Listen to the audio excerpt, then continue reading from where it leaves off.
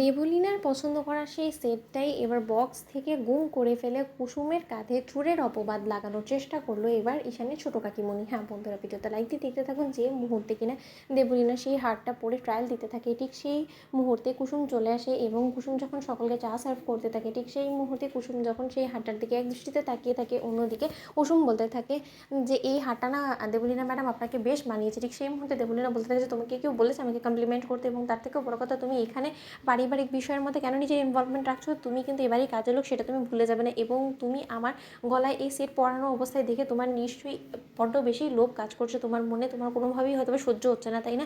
তুমি হয়তো ভাবছো যে কোনোভাবে যদি তুমি এইবারে বউ হয়ে উঠতে পারতে তাহলে হয়তো এই সকল জিনিস তোমারও হলেও হতে পারতো। অন্যদিকে যখন এখানে ছোটো কাকিমণি বলতে থাকে যে দেবলি না তুমি কী সব বলছো না, এবারে ঝি চাকর নাকি এবার গাঙ্গুলি পরিবারের বউ হবে, এটা কোনোদিনও হতে পারে? এসব মুখে আনাও পাপ, এসব কথা আর বলো না তো। ঠিক সেই ইন্দ্রাণী বলতে থাকে যে দেবলি না কী সব হচ্ছে বলো তো, বাইরের লোকের সামনে এরকম করে তুমি কুসুমকে অপমান করছো কেন বলো তো? তুমি যে কাজ করছো তুমি বন্ধ সেটা করো, কুসুম তোমার কাজ হয়ে গেছে, তুমি এখান থেকে চলে যাও।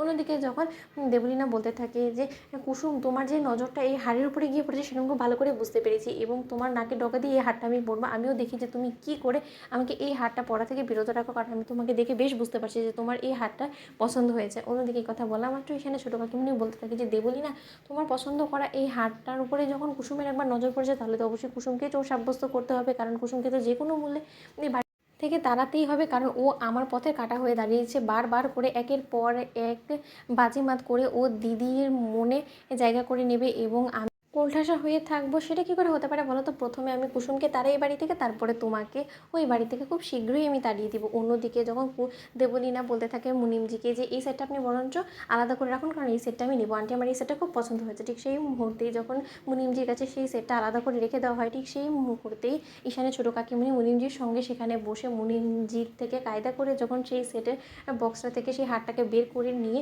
সেখান থেকে উঠে যায় এবং বলতে থাকে যে দিদি আমি বরঞ্চ কিচেনে গিয়ে দেখছি যে সব কিছু ঠিকঠাকভাবে হচ্ছে কিনা। অন্যদিকে কিচেনে ঢোকা মাত্র এখানে ছোটো কাকিমণি যখন কুসুমের ব্যাগটা থেকে কুসুমের টিফিন বক্সটা বের করে বলতে থাকে যে এবার এই টিফিন বক্সের মধ্যেই মিলবে সেই খোয়া যাওয়া হার, এবং যখন কিনা সকলের কাছে ধরা পড়ে যাবে তোমার এই হারটা এবং তোমার বক্স থেকে বেরোবে, তখন যে তুমি কী করে নিজেকে কুসুম নির্দোষ প্রমাণ করবে সেটা এক ঈশ্বরই জানে, কারণ তখন তো তোমার কাছে নিজেকে নির্দোষ প্রমাণ করার জন্য কোনো রকম কোনো উপায় থাকবে না। কারণ দেবলীনা এই জিনিসটা জানা মাত্র যেভাবে তোমাকে চেপে ধরবে, ওর হাত থেকে রেহাই পাওয়া তোমার জন্য বড্ড বেশি মুশকিল হয়ে দাঁড়াবে, কারণ দেবলীনা কোনো হার পছন্দ করেছে সেটার উপরে তুমি কবজা করে বসেছো, সেটা জানতে পারলে যে দিদিভাইও কতটা রেগে লাল হয়ে যাবে সেটা তো আর আমার বুঝতে বাকি নেই। এবার শুধু সেই সিক্রেটটা হওয়ার অপেক্ষা, আর কিছুক্ষণের মধ্যে ধুম করে একটা বোমা ফাটবে, যে বোমা একবারে তোমার জীবনটা পুরো ছাড়খাড় হয়ে যাবে। সেটাই আমি দেখার জন্য অধীর আগ্রহে অপেক্ষা করে বসে আছি। তখন তাহলে কেমন সেটা সাবস্ক্রাইব তো বলো না।